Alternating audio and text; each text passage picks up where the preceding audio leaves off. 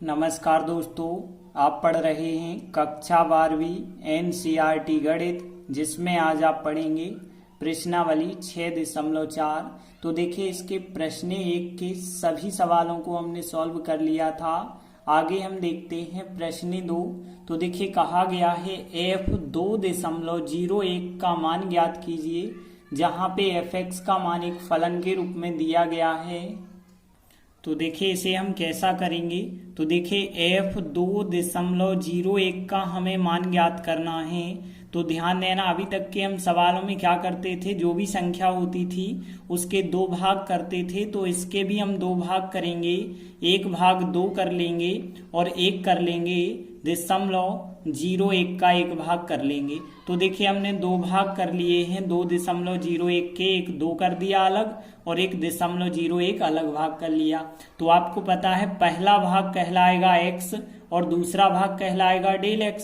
तो यहाँ पे हम कह सकते हैं x का मान कितना हो जाएगा, 2 हो जाएगा। और डेल x की बात करें तो डेल x का मान हो जाएगा 0.01, आगे 0 भी लगा सकते हैं, तो 0.01। तो देखिए, जब भी दशमलव दी जाए और फलन दिया जाए तो दशमलव के बाद वाली संख्या अलग कर दीजिए, दशमलव के पहले वाली आप अलग कर दीजिए। अब देखिए, अब आपको 2 चीजें ज्ञात करनी होंगी, एक तो y ज्ञात करना होगा और डेल y ज्ञात करना होगा। तो देखिए, y कैसे ज्ञात करते हैं। y ज्ञात करने के लिए आप क्या करते हैं, जो फलन हमें दिया जाता है वही का वही फलन लेंगे, मतलब fx लेंगे। तो y बराबर, हम उन सवालों में x लेते थे, इन सवालों में x नहीं लेंगे, y बराबर क्या लेना होगा, fx लेना होगा। और fx का मान देखिए कितना है, 4x वर्ग प्लस 5x प्लस 2 है। और इसमें फिर आप x का मान रख देंगे 2। तो यहाँ पे देखिए, x का मान 2 है तो 4 2 का वर्ग हो जाएगा और फिर 5 इंटू 2 हो जाएगा और प्लस 2 हो जाएगा। और देखिए, आगे इसे आप सॉल्व करेंगे तो यहाँ पे देखिए 2 का वर्ग 4 हो जाएगा, 4 गुणे 4 16 हो जाएगा, 16 और 10 26 और 2 कितना हो गया, 28। तो यहाँ y का मान तो 28 आ गया है। अब आप क्या ज्ञात करेंगे, डेल y ज्ञात करेंगे। तो डेल y कैसे ज्ञात करते थे, जो y का अवकलन होता था वो हम dy/dx लिखते थे, लेकिन यहाँ पे dy/dx नहीं लेना है, क्योंकि y फलन क्या है, fx। तो यहाँ dy/dx ना लिख के fx का अवकलन लिखेंगे। fx का अवकलन कितना कहलाएगा, f' कहलाएगा और इंटू डेल x रखेंगे, क्योंकि हम पिछले सवालों में क्या करते आए हैं, डेल y बराबर dy/dx इंटू डेल x। अब यहाँ dy/dx के स्थान पे यदि fx फलन है तो उस fx फलन का अवकलन रखेंगे। तो देखिए कैसे आप करेंगे, fx फलन का मान कितना है, 4x वर्ग 5x प्लस 2। इसका यदि आप अवकलन करेंगे तो देखिए 4x वर्ग का 2x होगा तो 4 दूनी 8x हो जाएगा, और 5x का करेंगे तो कितना हो जाएगा, 5 हो जाएगा, और 2 का अवकलन 0 होगा। और डेल x का मान जो भी दिया था, डेल x का मान हमने रखा है तो 0.01 रखा है। अब देखिए, इसके बाद आगे सॉल्व करेंगे तो x आया और x का मान कितना है, 2 है, तो हम 2 रख देंगे। तो देखिए 8 इंटू 2 और प्लस 5 करेंगे और इंटू चल रहा है 0.01 चल रहा है। और आगे यदि हम सॉल्व करते गए तो देखिए, यहाँ पे 8 दूनी 16 और 5 21 हो जाएंगे, और 21 का गुणा यदि आप 0.01 के साथ करेंगे तो यही कि यही 21 एकम 21 आ जाएगा। यही संख्या आएगी, बस दशमलव आ जाएगा यहाँ पे। तो इस प्रकार से दशमलव आ गया तो 0.21 हो गया फिर इसका मान। तो देखिए, अब हमने y का मान भी ज्ञात कर लिया है और डेल y का मान भी हमारे पास आ गया है 0.21। यदि दोनों मान आ गए हैं तो देखिए, जो हमारा सवाल था वो सवाल क्या था, f2.01 का मान ज्ञात कीजिए, और कोई भी मान जो होता है वो y प्लस डेल y के बराबर होता है। ऐसा हम पिछले सवालों में पढ़ते आ रहे हैं। y का मान कितना है, 28 है, 28 रखा, और डेल y का मान कितना है, 0.21 रखा। दोनों को जोड़ेंगे तो 28.21 हमारा आंसर हो जाएगा। तो इस प्रकार से प्रश्न 2 कंप्लीट हुआ। इसके बाद देखिए, तीसरा क्वेश्चन दिया गया है कि f5.001 का सन्निकटन मान ज्ञात कीजिए, जबकि फलन fx का मान यह दिया गया है। तो इसे भी हम वैसा ही करेंगे। तो कैसे करेंगे, सबसे पहले इसके 2 भाग करेंगे। देखिए यहाँ फलन है इसलिए कोई प्रॉब्लम नहीं, दशमलव के आगे का नंबर अलग कर लीजिए और दशमलव के बाद वाली संख्या अलग लिख लीजिए, 0.001। तो देखिए 2 भाग जब आप करेंगे तो पहला भाग जो होगा वो x कहलाता है और दूसरा भाग डेल x कहलाता है। तो यहाँ x बराबर हो गया 5 और डेल x बराबर कितना हो जाएगा, 0.001 हो जाएगा। x भी हो गया, डेल x भी हो गया। तब आप क्या ज्ञात करेंगे, y ज्ञात करेंगे। तो y बराबर क्या होता था, x ना हो के यहाँ फलन fx है तो फलन fx हो जाएगा और fx का मान रखेंगे तो x घन माइनस 7x वर्ग प्लस 15 है। हमने ये फलन fx का मान रखा। फिर देखिए x का मान कितना लेना है, 5 लेना है। तो यहाँ पे 5 का घन हो जाएगा और फिर यहाँ 5 का घन 7, 5 का वर्ग हो जाएगा प्लस 15 हो जाएगा। और आगे सॉल्व करेंगे, 5 का घन 125 होता है और यहाँ 5 का वर्ग 25, 25 का यदि आप यहाँ पे 7 से गुणा करते हैं तो 175 हो जाएगा प्लस 15।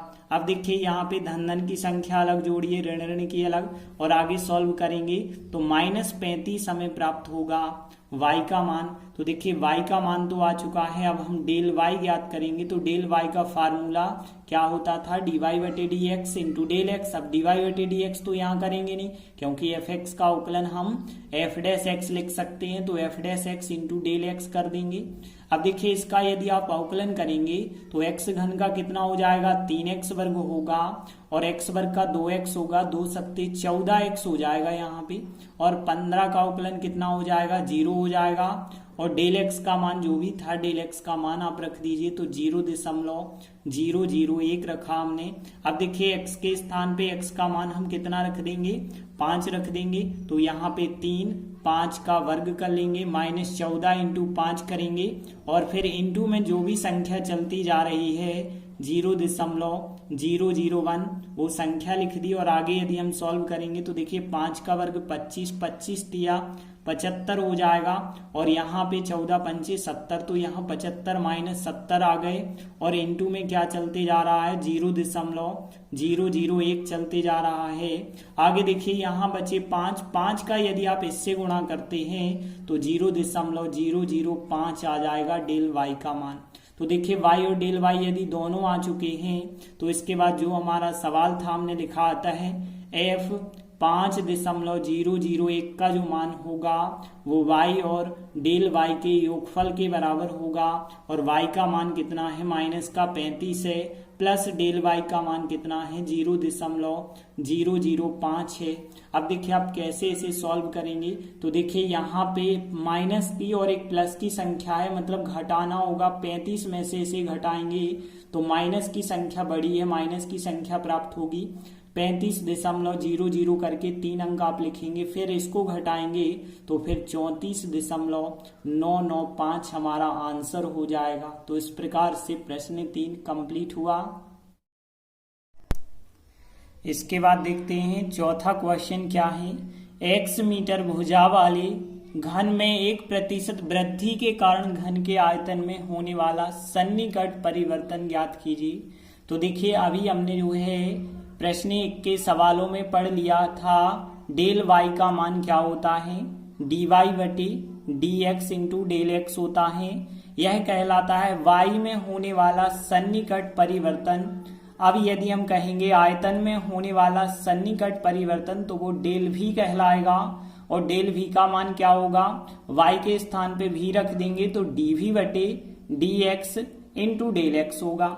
तो देखिए अब इस फार्मूले के द्वारा हम आयतन में होने वाला सन्निकट परिवर्तन ज्ञात करेंगे।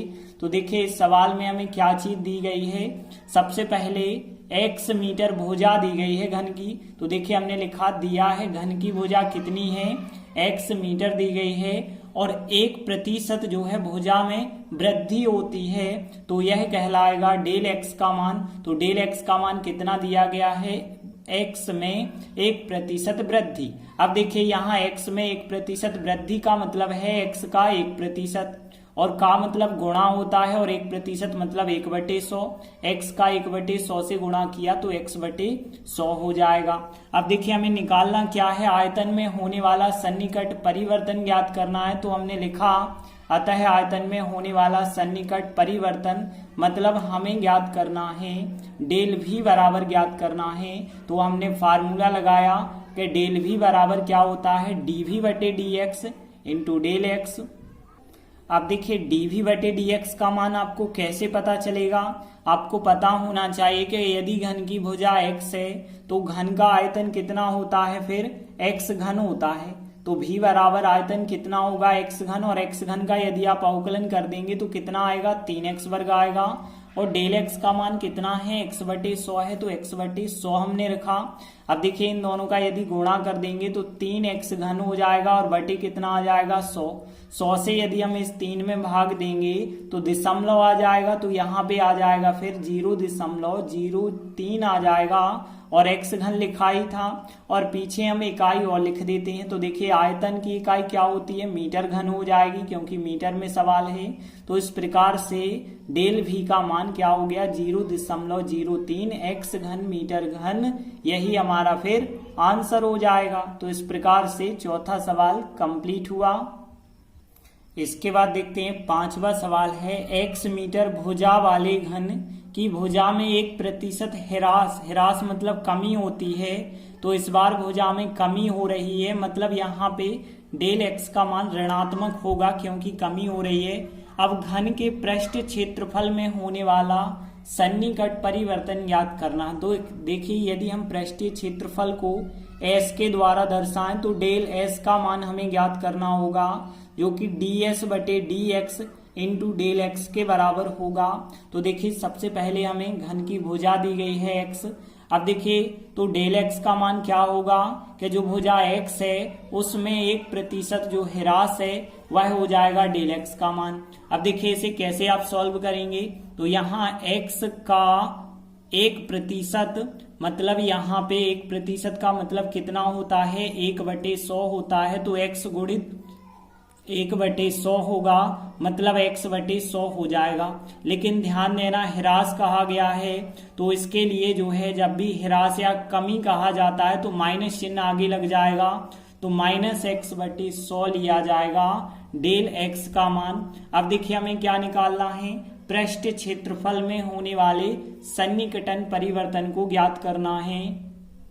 तो देखिए हमने लिखा आता है पृष्ठीय क्षेत्रफल में होने वाला सन्निकटन परिवर्तन मतलब यदि पृष्ठीय क्षेत्रफल को हम s के द्वारा दर्शाएं तो डेल s का हमें मान ज्ञात करना है जिसका formula ds/dx into del x होगा। अब ध्यान देना यहाँ पे s का मान कितना होगा, तो देखिए घन का पृष्ठीय क्षेत्रफल जो होता है वो 6x वर्ग हो जाएगा क्योंकि x से भुजा, और यदि घन का पृष्ठीय क्षेत्रफल 6x वर्ग है तो इसका अवकलन कितना होगा, इसका अवकलन तो देखिए 6x वर्ग का 2x 6 दूनी 12x हो जाएगा, इसका अवकलन हो जाएगा। और डेल x का मान कितना है, -x/100 है, तो हमने यह रखा। देखिए आगे यदि हम गुणा करेंगे तो यहाँ पे हो जाएगा 12x वर्ग हो जाएगा, लेकिन माइनस यहाँ पे रहेगा और बटे कितना रहेगा 100 से यदि आप भाग करेंगे तो 2 अंक बाद दशमलव आएगा मतलब माइनस आएगा, फिर 0.12 x वर्ग आ जाएगा। तो देखिए डेल s का मान कितना हो गया है, -0.12 x वर्ग। देखिए इकाई यदि हम लिखेंगे तो क्षेत्रफल की इकाई मीटर वर्ग में होगी और यही हमारा फिर आंसर हो जाएगा।